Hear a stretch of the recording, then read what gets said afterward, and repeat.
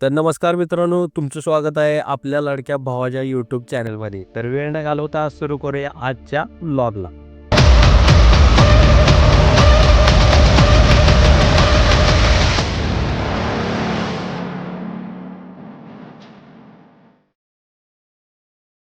आपल्याला जे पहिल्यांदा करायचं आहे, पहिली जी स्टेप आहे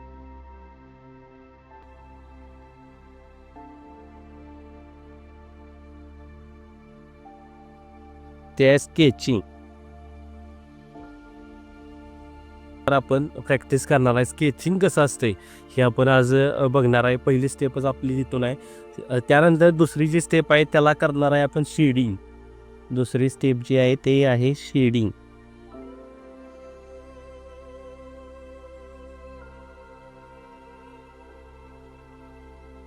शेडिंग आणि जी तिसरी स्टेप आहे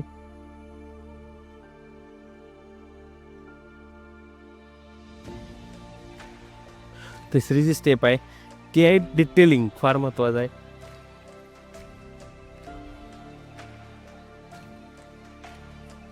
डिटेलिंग फार गरजेचं आहे. आता आपण शेडिंग छोट्या छोट्या वस्तूपासून सुरू करणार आहे. छोट्या वस्तू म्हणजे आता आपल्याला स्केचिंग करायचं आहे. स्केचिंग करायसाठी महत्त्वाची जी स्टेप आहे ती म्हणजे बॉक्स. हा बॉक्स आहे. हा बॉक्स महत्त्वाचा आहे, फार महत्त्वाचा आहे. कुठलीही वस्तू आपल्याला ड्रॉ करताना हा बॉक्सची आपल्याला लागणार आहे. हा बॉक्स असेल तरच आपण एखादी वस्तू किंवा एखादे कुठली पण फिगर असू दे किंवा काय असू दे ते यापासूनच आपण सर्व करणार आहे. एकदम इझी वेमध्ये, एकदम सोप्या पद्धतीने, एकदम विषय हार्डमध्ये मी सगळं सांगणार आहे तुम्हाला स्केचिंग करायचं कसं. तर आपण एखादी वस्तू बघितली, आता त्यामध्ये एखादी वस्तू, तर आपण एखादं फळ घेतलं समजा, तर आपण ड्रॉ कसं करणार. तर लक्षात ठेवा, आपल्याला ज्यावेळी काढायचं आहे तर या बॉक्समध्ये जशी वस्तू आहे त्या वस्तूच्या नुसार आपण त्याला बॉक्स घ्यायचा आहे. चौरस असू दे किंवा आयस आपण करूनच ते करणार आहे. लक्षात ठेवायचं. हा आता बॉक्स आहे. ह्या बॉक्समध्ये आपल्याला सेंटरला लाईन मारायची आहे. सेंटरला आपल्याला एखादी वस्तू काढायची आहे. समजा आपल्याला आता एखादं सफरचंद काढायचं आहे. छोट्या छोट्या वस्तूपासूनच आपण स्केचिंग करत गेलो तरच आपण पुढं व्यवस्थित बाकीच्या गोष्टीसुद्धा करू शकतो. आता हे सफरचंद मला ड्रॉ करायचं आहे, तर मी कसं करणार. हे सफरचंद मला यामध्ये ड्रॉ करायचं. आता ह्याचा आकार कसा आहे बघा, चौरसासारखा आहे. चौरसामध्ये हे बसू शकते. मग आपण पण घेताना हा असा चौरस घेतलेला आहे. आता चौरसामध्ये बसवायचं कसं, हे सगळं बसवायचं कसं चौरसामध्ये, तर लक्षात ठेवा, हा जो पार्ट आहे ह्या पार्टसाठी इकडच्या आणि इकडच्या ह्याच्यासाठी आपल्याला आतल्या साईडला एक बॉक्स तयार करावा लागणार आहे. हे पण याच्यामध्ये येणार इथं. तर आपण हे आणि हे अंतर किती आहे बघायचं, तेवढं आहे. मग तेवढं आपण इथं टाकून घ्यायची. ही रेष पुढं वाढवायची आहे अशी इथं. त्यानंतर हा जो पार्ट आहे हा पार्ट त्या पार्टसाठी इथं करायचं आणि इकडच्या साईडला जेवढं इकडं अंतर आहे, हे जेवढं अंतर आहे तेवढंच अंतर आपल्याला इकडं सुद्धा घ्यायचं आहे. सेम अंतर आपल्याला इकडं सुद्धा घ्यायचं आहे. आलं लक्षात. आता हे घेतल्यानंतर घ्यायचं कसं आहे बघा, तिथं आपण ड्रॉ करायला चालू करूया. जेवढं पहिल्यांदा एक बाजू पूर्ण करून घ्यायची. अशी एक बाजू पूर्ण करून घेतल्या. एक बाजू पूर्ण करून घेतल्यानंतर दुसरी बाजू करून घ्यायची इकडच्या साईडची. हे करून घेतलं झालं. जेवढं अंतर इथं आहे तेवढंच अंतर इथं पाहिजे. जेवढं अंतर इथं आहे तेवढंच अंतर इथं पण पाहिजे.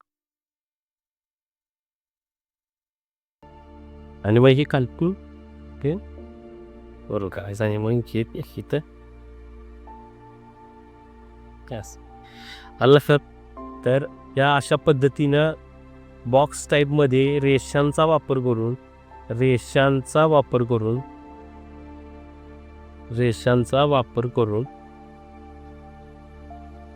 आता हे झालं फळासाठी. आता हे फळासाठी झालं. आता आपण दुसरं बघूया फ्लॉवर पॉटसाठी. फ्लॉवर पॉट कसा असतोय, आता इथं दाखवतो मी तुम्हाला फ्लॉवर पॉट कसा असतोय. आता फ्लॉवर पॉट आपल्याला काढायचा आहे. तर फ्लॉवर पॉट काढताना सगळ्यात फ्लॉवर पॉट उभा असतोय, बरोबर आहे.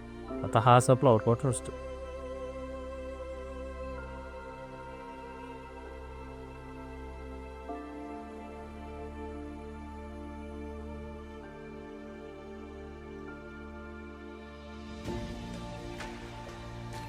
तर असा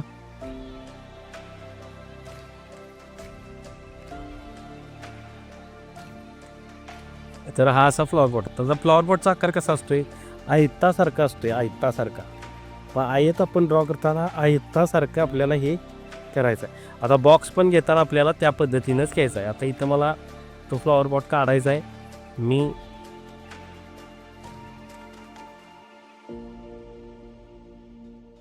प्रॉपरमध्ये आयत काढून घेतला आहे. सेंटरला लाईन टाकायची आहे, त्याच्या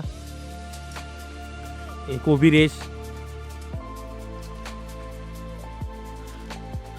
रेष टाकायची.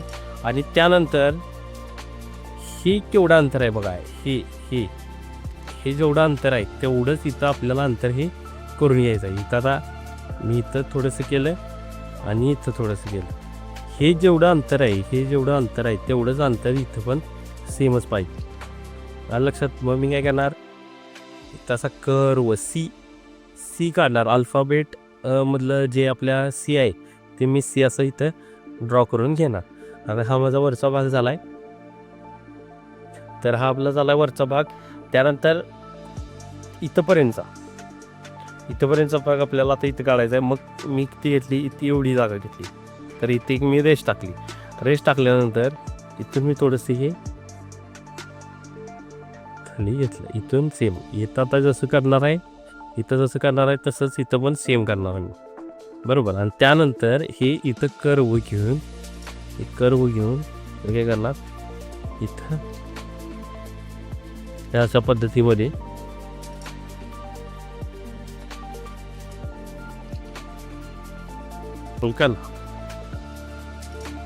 तर हे अशा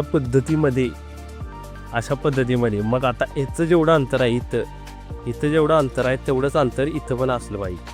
तेवढंच अंतर इथं जेवढं अंतर आहे तेवढंच अंतर इथं पण असलं पाहिजे. हे फक्त आपण बघून करू शकतो. आणि खालचा कायम तळ काढताना इथं सुद्धा असा हा गोल असतो.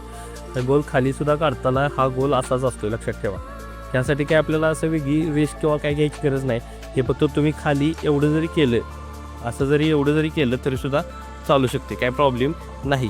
तर हे आजच्या दिवसासाठी स्केचिंग. मग यामध्ये तुम्ही कुठलाही ऑब्जेक्ट ट्राय करू शकताय, कुठल्याही वस्तूचं रेखांकन तुम्ही करू शकताय. हे अशा पद्धतीचं स्केचिंग आहे. आणि जी दुसरी स्टेप जी आहे ती आपण उद्याच्या व्लॉगमध्ये हे सगळं बघणार आहे. आजच्या दिवसासाठी एवढंच. आज तुम्ही ह्याचं प्रॅक्टिस करा. हे प्रॅक्टिस झाल्यानंतर आपण मग पुढचा विषय करू. आलं लक्षात. चालते. तर भेटूया उद्याच्या व्लॉगमध्ये. तोपर्यंत भावाच्या चॅनलला नक्की सबस्क्राईब करा, लाईक करा, शेअर करा. हे सर्वांपर्यंत माहिती पोचवा. हीच पहिली स्टेप आहे. ह्याच पहिल्या स्टेपपासूनच आपण पुढे जाणार आहे. तर भेटूया पुढच्या ब्लॉगमध्ये. धन्यवाद.